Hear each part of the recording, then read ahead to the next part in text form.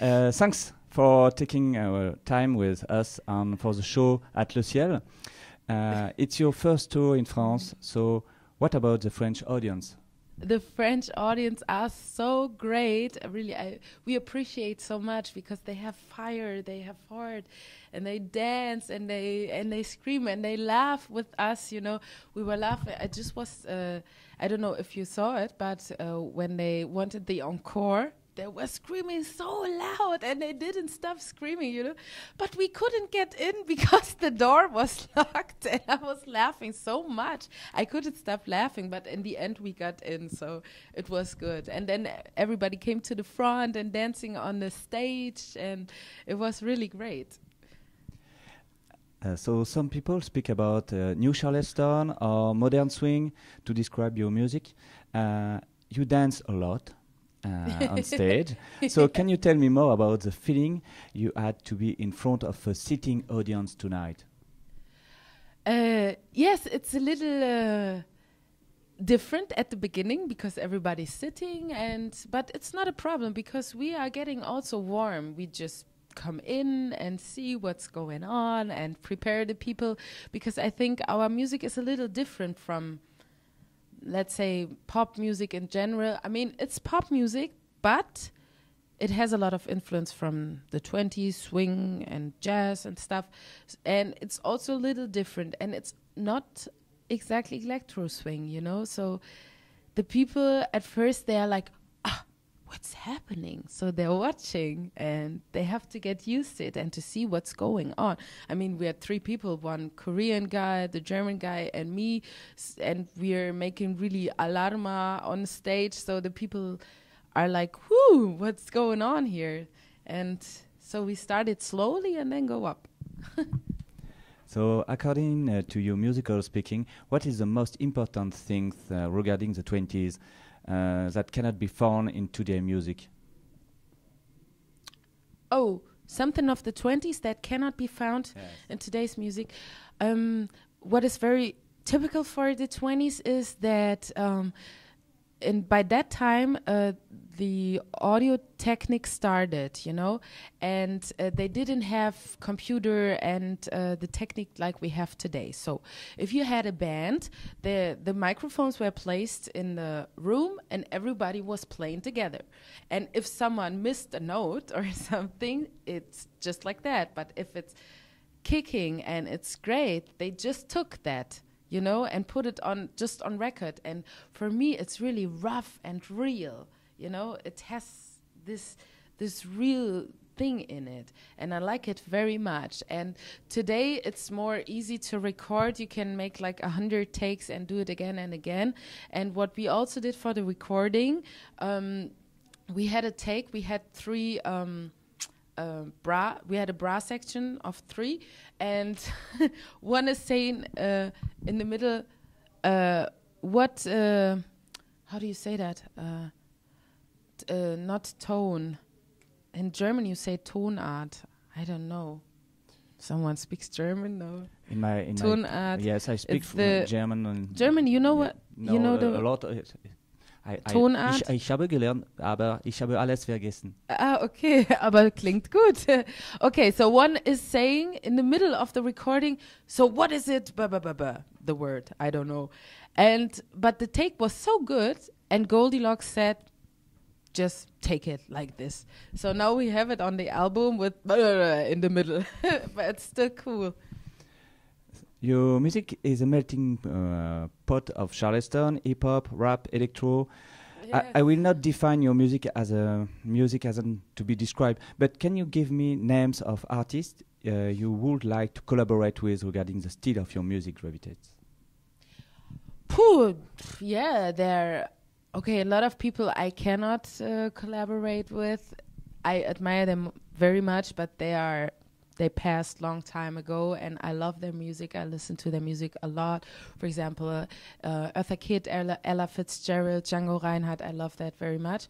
But I must say, I'm a girl of the 21st century as well, so I didn't want to miss that. I love jazz, and I love the 20s very much, but I also love autotune. I love neon and fashion and stuff like that. So I like Beyonce. I like Eminem. I would love to do something with Eminem.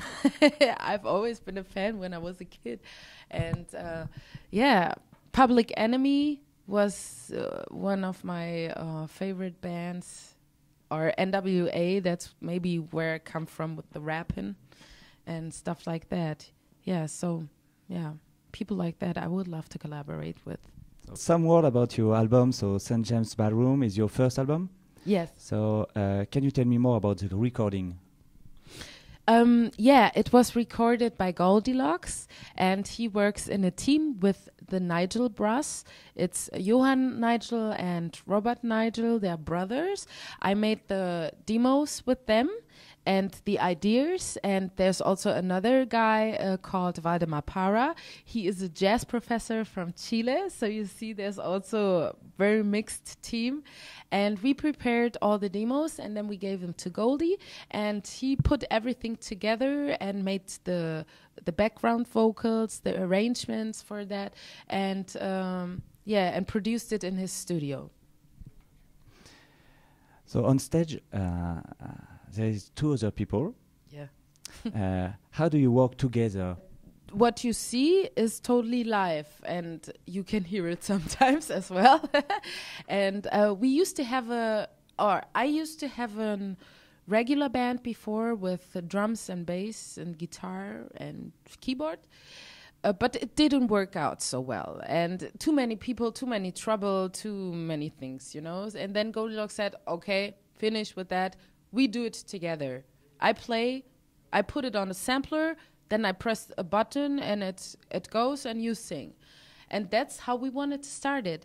But then he started to cut it smaller and smaller, what he was doing. So in the end, he is playing now the bass line with his left hand and on his right hand, for example, keyboard sound or something. So because we saw before we had the plan to make it more like a DJ set, but it was very static, and that's what we didn't like. So he made it smaller and smaller, the pieces, and until he plays it really live, no? And we have our music has a lot of very authentic jazz background vocals, and for that sometimes you have more than 3-part harmony, you have 4-part harmony, even more. And that means we needed 3 more people, or 4 or 5 sometimes. And then we said no, it's too much trouble, so Choimin gets a harmonizer, and then he sings and he plays the keyboard and the backing vocals come out. And by the way, he's a very great singer, so yeah, and so that's how we just started out. And we thought it's very good for traveling, and we did it like this, and the people liked it so much, and then we said, okay, come on, let's go for that. But sometimes if we have a very big location, or it depends on what it is, or if we have to play very long, then we also take a drummer and a bass player.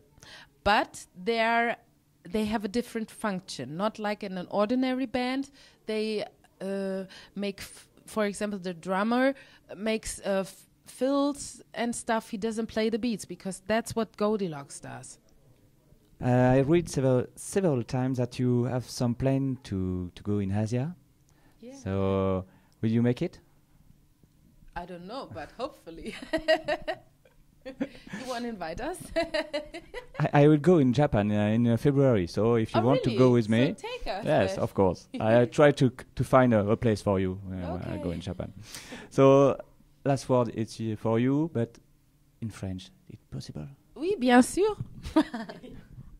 J'aime la France beaucoup. J'aime le mentality, le food very much, la musique, le peuple et le parties et tout.